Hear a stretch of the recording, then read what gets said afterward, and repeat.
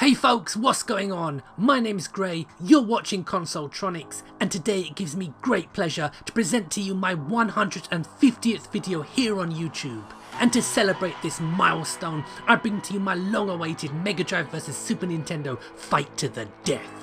Now I think one thing we can all agree on is that the 16-bit era was the most exciting time for games and indeed gamers, and both these systems here dominated the late 1980s and early 1990s. But which one can truly lay claim to sit atop the gaming pyramid, and which one is simply a bottom feeder? And you know, somehow I always knew that one day it would fall to me to decide. But first of all, the rules of engagement. No tech specs, no sales figures, and no nostalgia. This contest will be settled by, say it with me now, games, games, and more games. And we start as tradition dictates, with platformers. Megadrive, show them what you've got.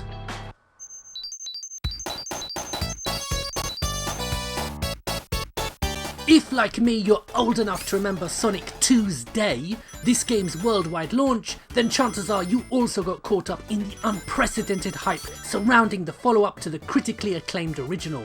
And while recent Sonic games have, and let's be fair here, have been shit, the first sequel took everything great about Sonic 1 and improved upon it. The essential spin dash, a two-player mode, and, Tails. This was Sega at the height of their powers, and to think, back then, we thought it would last forever. Ooh, controversial. Yes readers, I've included the golden oldie Kid Chameleon here because first, I'm never wrong, and second, it's a Megadrive exclusive masterpiece, and if you haven't played it yet, then there's clearly something wrong with you. Japanese game studio Treasure very quickly went from being a bunch of disgruntled Konami employees to one of the most beloved developers on the Mega Drive, second only to Sega. Gunstar Heroes was the first title they developed after leaving an imploding Konami, and I think I speak for all of us when I say here's hoping history repeats. When the first game you release is one of the best to grace any system, how on earth do you top it? Well, Treasure found a way. Just make an even better game. Alien Soldier was a big game for the Mega Drive, but because of its late release in 1995, it's often overlooked. Not getting a US release didn't help matters. But let me phrase it as simply as I can. This is one of the best video games I have ever played, and you need to play it too. I consider Capcom, along with Sega, Nintendo and Konami, to be the four heavenly kings of video game development of this time.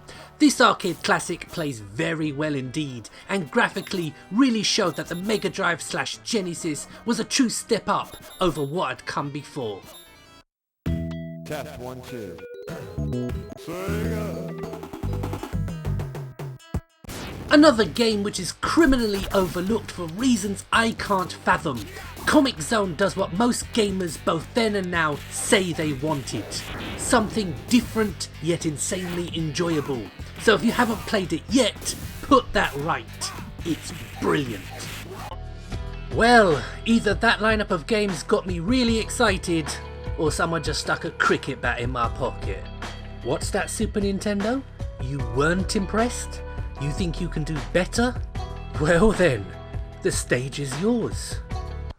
Now, I have always considered Super Mario Bros. 3 to be one of the greatest video games of all time, so the fact that Super Mario World is better than it in just about every department speaks volumes as to how highly I rate the Shigeru Miyamoto produced Super Nintendo launch title. The only problem with a game this good is that it casts a long shadow over the games that follow in its wake. In fact, it would be Donkey Kong Country before we would see a company other than Nintendo really step up with a game to rival it. See what I did there? Now, there is nobody who grew up in the tail end of the Super Nintendo or the Nintendo 64 era who didn't carry a torch for the company formerly known as Ultimate Play the Game.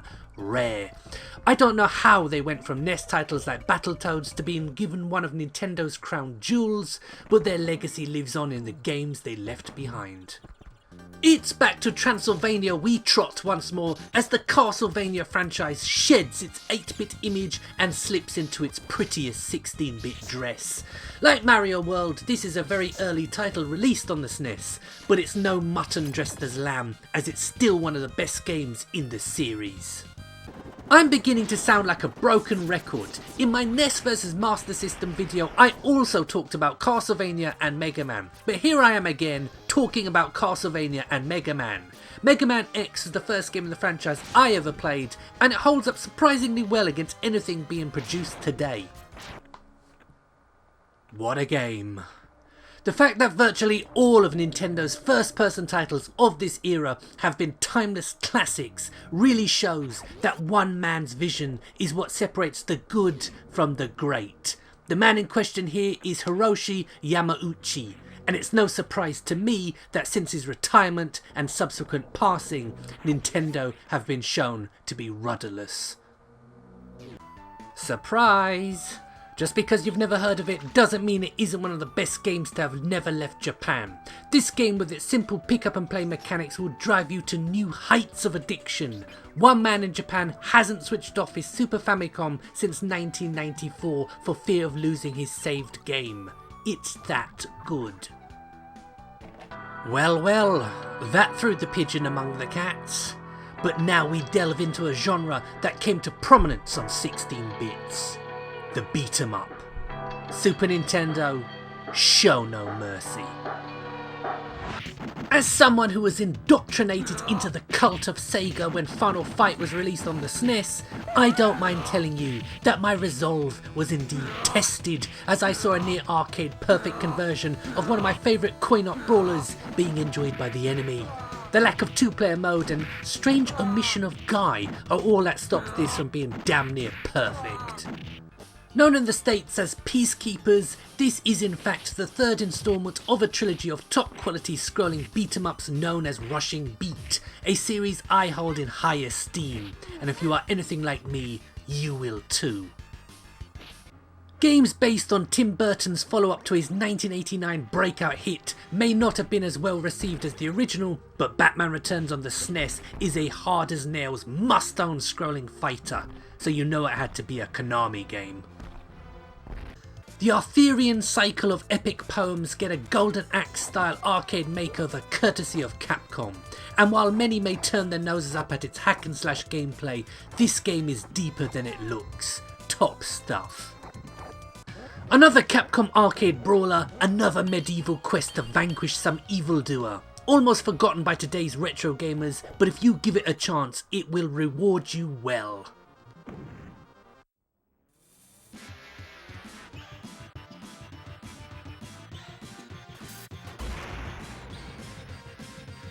If you thought I was going to leave out one of my favourite games based on one of my favourite mass-marketed childhood toy and comic lines, then you've got problems, pal. The 4 in this title is a little misleading as it's the second arcade game. Parts 1 and 3 are in fact original NES games. Platinum Games, if you're watching, you have a lot to live up to. Well, Megadrive, the Super Nintendo has spilt your pint and now he's eyeing your bird. So tell me, what are you gonna do about it? The first Streets of Rage may have been a simple Final Fight clone with an incredible soundtrack, but by the time part 2 rolled into town, it was very much its own game with an incredible soundtrack. More moves, more levels, more enemies. Streets of Rage 2 should be held up as an example of how to do sequels right. Golden Axe is a classic in every sense of the word. Great graphics, fantastic 2-player action, atmospheric, memorable boss encounters. It's effortless, it's timeless, it's peerless. Did I mention it's the first game I ever played on the Megadrive? Back in the early 90s, Marvel used to do something you wouldn't believe. They used to market their comics to children, the cheeky bastards. Here's a port of Capcom's arcade game based on Marvel's Vietnam vet, making the streets safe for decent people while wearing his brightest onesie. Oh, I'm gonna get some stick for this choice, Before you all become keyboard killers, let me just say that me and my brother used to play the shit out of this game back when we were kids. And I don't care what you think, this game is here in merit. And yes, these guys are trying to shit on me. Splatterhouse 2 may have been fun, but it was a very linear game. In part 3, you will be wandering around rooms kicking in the heads of all manner of unspeakable demon hellspawn. By no means the best beat 'em up on a Megadrive, but this is a game I've consistently gone back to over the years. I love it.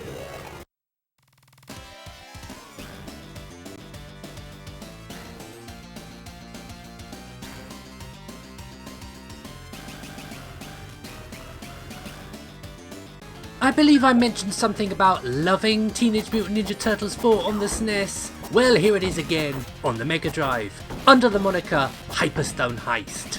How Konami could get this version so right, it's fast, frantic, colourful and brilliant in 2-player, but then cock up the Mega Drive version of Tournament Fighters so badly is beyond my comprehension.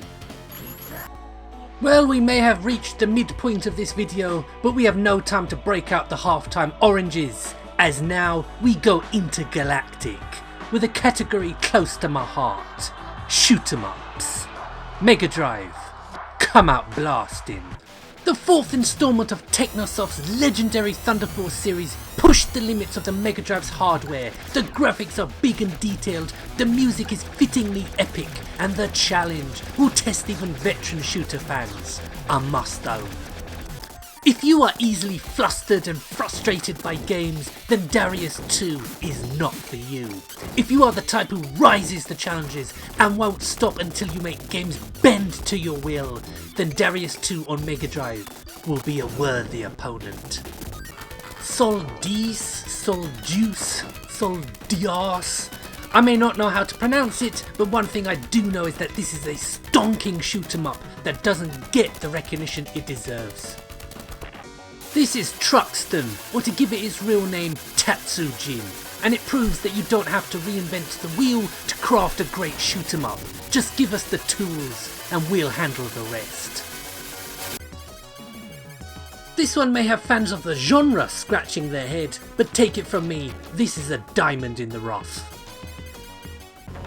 Known as Crying in Japan, but better known to you and me as Biohazard Battle, a great game. The only crying you'll see playing this is tears of joy.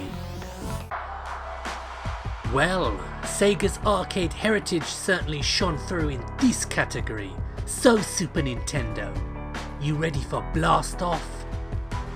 The R-Type series of games to me are like oxygen. I need them to live. This is R-Type 3, which I think was known as R-Type Leo in the arcades. I don't know, I can't remember. All I know is, I want to have this game's babies. Now you probably won't believe this, but there are in fact people out there who don't like this Mode 7 laden vertical shooter. Well then I guess that means it's more game for us real shoot 'em up fans to enjoy.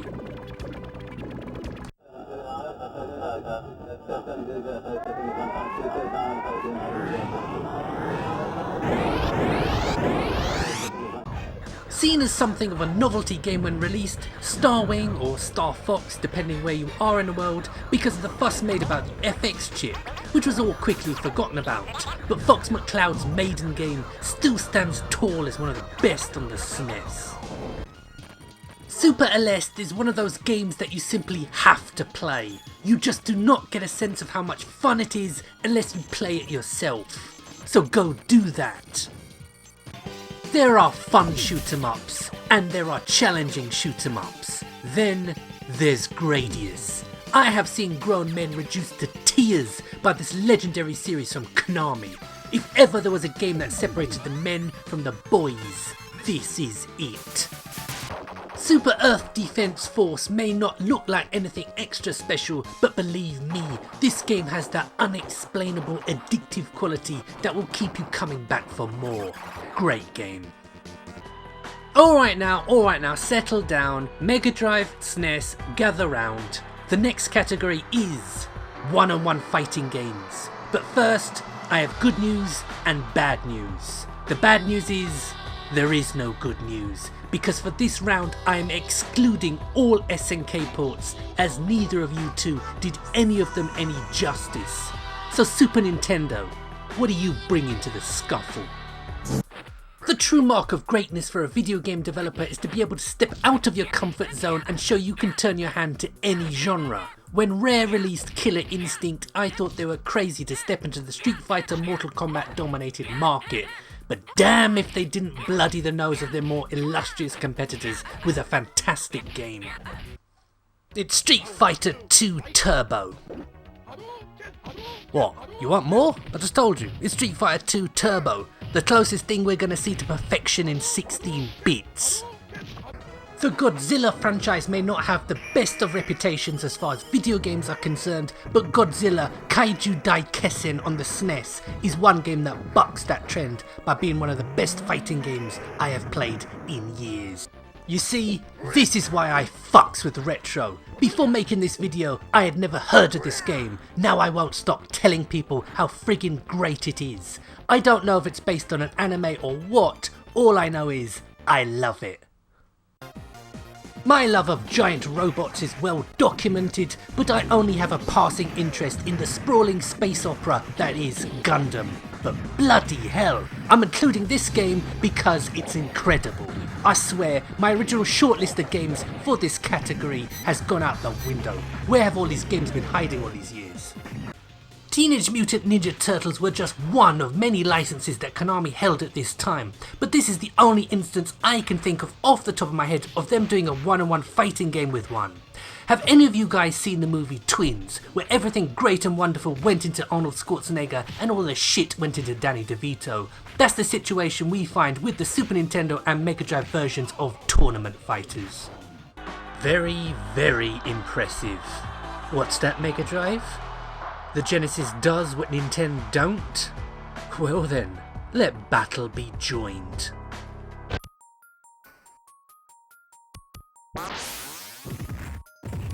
Few fighting games have been as misunderstood and underappreciated as Eternal Champions, and it's all because it's compared to Street Fighter 2.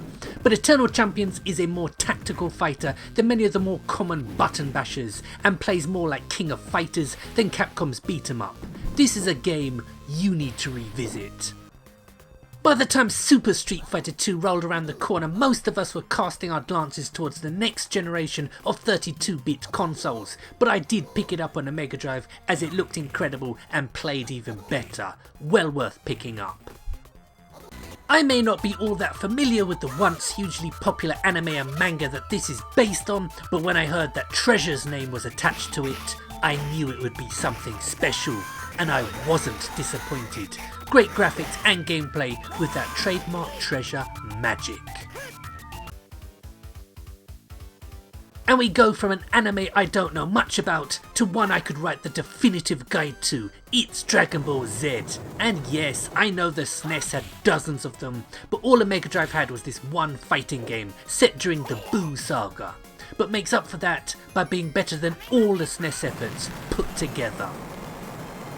Some of you might wonder why I'm showing off the Mega Drive version of Mortal Kombat 1 when the SNES version was graphically superior, and anyway, the sequel was a bazillion times better. Well, the reason is blood cheat, motherfuckers!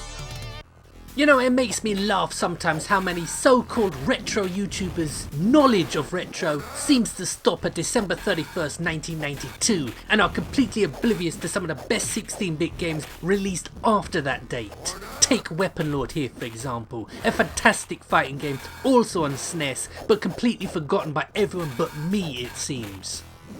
Wait, what? Hold up, stop the music, stop the music! What do you mean we only have one category left? Nah. The outcome of this video is too important. It will affect too many people. I don't care how long this video lasts. We need another category. This contest is still too close to call. I don't care what you call it. Call it anything.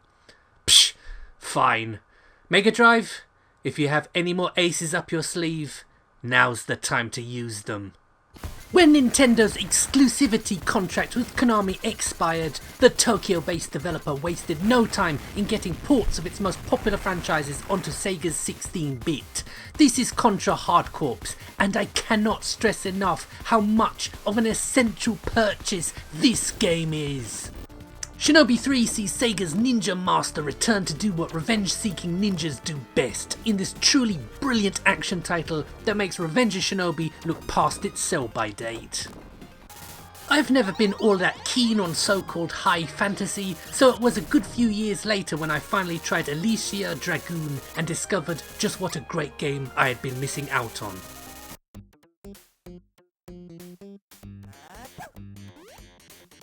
It might look like it's running on a ZX Spectrum, but ToeJam and Earl is one of the most deceptively addictive games I've ever played. What it lacks in looks, it more than makes up for in personality.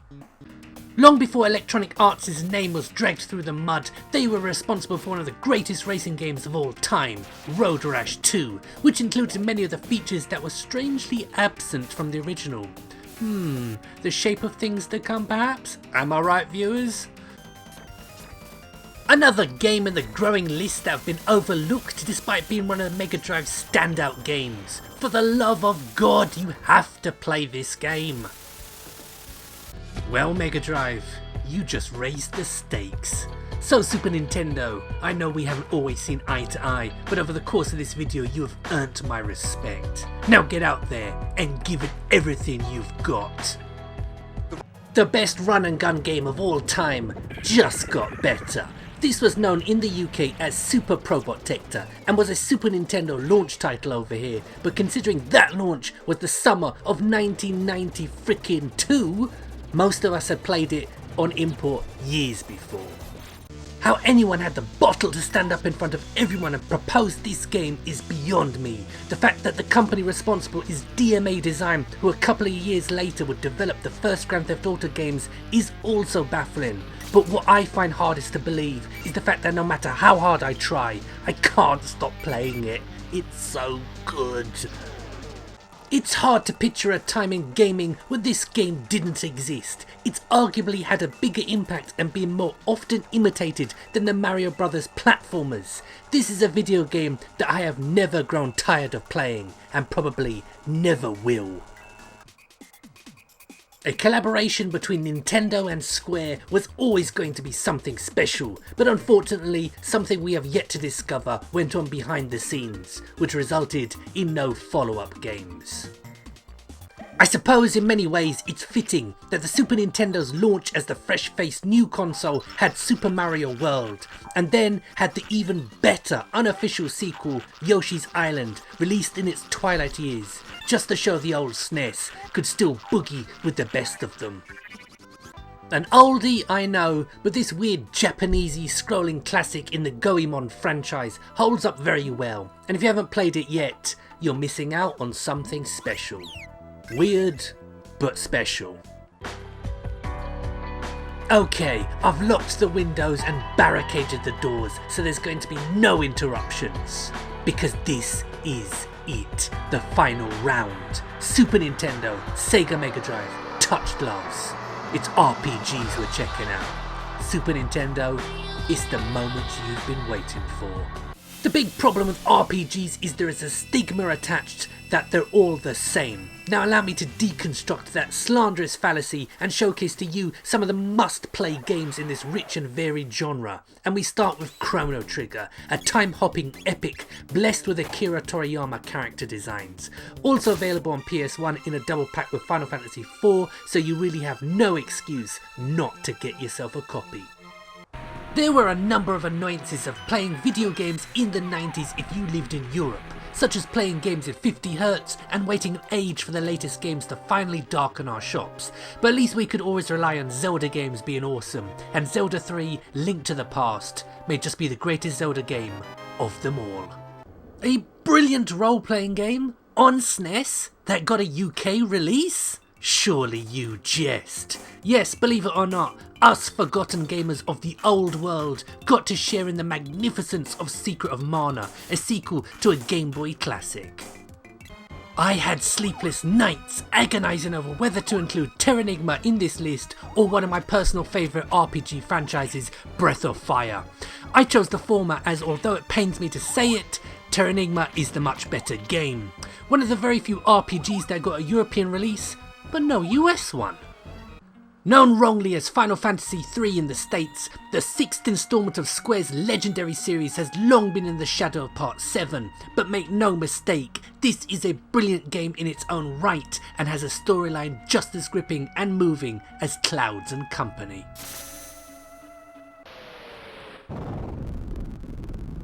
I don't like knowing that there's a game out there that's considered a classic of its time that I haven't played, so I've been playing Earthbound quite a bit recently, and I must say, everything people say about it being really good is rubbish. This game is 100 times better than what people say.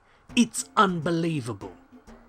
Oh my god! Please let me show 10 games in this category. There's so many more. I didn't even touch upon the Japanese exclusives like Alba Odyssey, Star Ocean, Tales of Fantasia, Wonder Project J. Oh, sorry Megadrive, I forgot you were still here. Do you really want to follow that? You do? Good man. Well, off you go. Alright, let me just come out and say it. Phantasy Star 2 and 3 are great, but Part 4 here is one of my all-time favourite 16-bit RPGs. It's an odyssey of epic proportions. It's maybe one of the most underrated games of all time. Incredibly, this is the first tactical RPG I've looked at on either system, but there's nothing wrong with grids, providing of course the game makes use of the style, and boy oh boy does Shining Force 2 shine. It had to, as well as the original wasn't too shabby either. Unfortunately, for reasons lost to history, nobody really cares about RPGs on a Megadrive, but I do, and I always will. Renamed Beyond Oasis in America for some strange reason, this is a game that completely slipped under my radar when it first came out. I only found out about it by playing the sequel on the Sega Saturn. It's essentially Zelda on the Mega Drive, but that's no bad thing. I highly recommend this game. It's terrific. It's back to traditional top-down RPG city with Soliel, aka Crusader of Senti, where you do your Dr. Dolittle thing and talk to the animals, and enlist them to serve you in your quest. Do not be put off by the cutesy graphics, this is a great game. Another game that I sought out after playing its spiritual sequel Dark Savior on the Saturn. Take it from an RPG expert like me, this is a brilliant game that you will cherish, but be warned, the controls will take some time to get used to, but once mastered, you will wonder why it took you so long to try it. I originally had Pierce Solar lined up for you here, but changed my mind at the last possible moment because as much as I love it, it came out in 2010. So instead, here's Phantasy Star 2, the game that introduced me to the genre of RPGs, and while it has its niggles, I still hold it up as not only a great sequel to the Master System original, but a great game in its own right. Well, this video has been epic in scale and indeed length, so let's not waste any more time. I hold in my hand the envelope containing the winner's name. Drum roll. Thank you. And the winner is... Is this some sort of joke? It says draw. You're telling me the contest has been tied? No. Wait. This is no Mickey Mouse YouTube channel. This is Consoletronix. We will have a winner today. So they're equal when it comes to games. There are other ways to decide the outcome. Like how I judge girls by how they look. Megadrive. Strike a pose. Ooh, very nice. You may have had a headphone socket that nobody used, but that late 1980s hi-fi styling has held up well. Next, Super Nintendo. Come on, don't be bashful. I like how Nintendo took its design cue from the US NES rather than the original Famicom. Good stuff. Both these machines had revisions, so now let's see them. Mega Drive 2, huh? You know, there's an old saying, if it ain't broke, don't fix it. Sorry Sega, but with this, you've just scored a spectacular own goal. Nil point. So Nintendo, for the win. Show me what your mother gave you. Ah, my eyes! What the... This is what Americans had to game with? No wonder they all vote Trump. They've had their sense of taste completely eroded. Oh my god, get it out of my sight. It is done! The Megadrive has won this by spectacularly snatching victory from the jaws of defeat. The Megadrive has proven itself to be the greatest of the 16-bit consoles. And now, I need to lie down. So this has been my Sega Mega Drive vs Super Nintendo video. I hope you enjoyed it. And please share, like, comment, and if you haven't already, subscribe. My name's Gray, this has been Consoletronix. I'll have more videos up very soon, so thanks for watching, and goodbye.